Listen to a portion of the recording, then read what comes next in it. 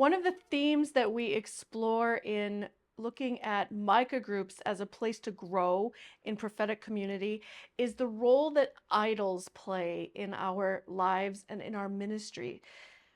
Idols are something that we read about a lot in the Old Testament, and particularly prophets are called upon to call Israel away from their idolatry. But idolatry is not something that we look at in our current season, in our current context, in the same way. And we believe that we really have to take a close look at what kind of contemporary idols are all around us. Walter Brueggemann talks about the Old Testament prophets showing us that the preacher's role is to speak against the dominant narratives of the culture.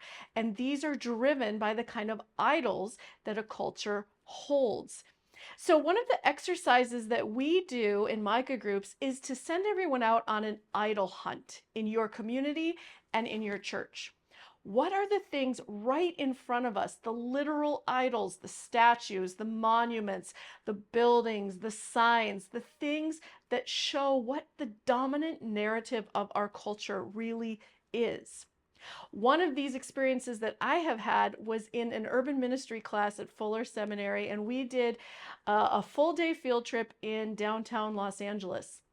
One of the most striking things that I came away with was the difference in where you see water.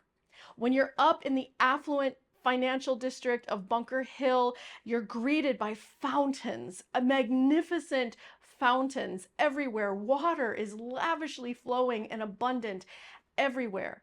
But by the time you go down all the way to Skid Row, which is not geographically very far at all, you can easily walk from Bunker Hill to Skid Row. And on Skid Row, there is no water anywhere. There's no fountains to look at. There are no water fountains to drink from.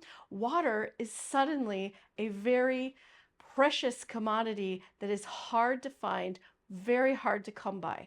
So water in this sense can be seen as an idol that is made available to some and not to others.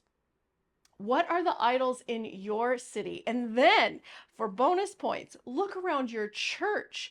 What are the idols in your church that are fostering a dominant narrative that might be different from the more in-breaking, kingdom-oriented narrative that God is calling us to? How can we stoke our prophetic imagination to see beyond the idols of empire and see too the icons of a holy, sanctified community that is working toward God's purposes in the world? So I encourage you to go on your own idol hunt. Look around your community, see what you can find, and see what challenges might await you for your life and for your ministry. And then tell us about it.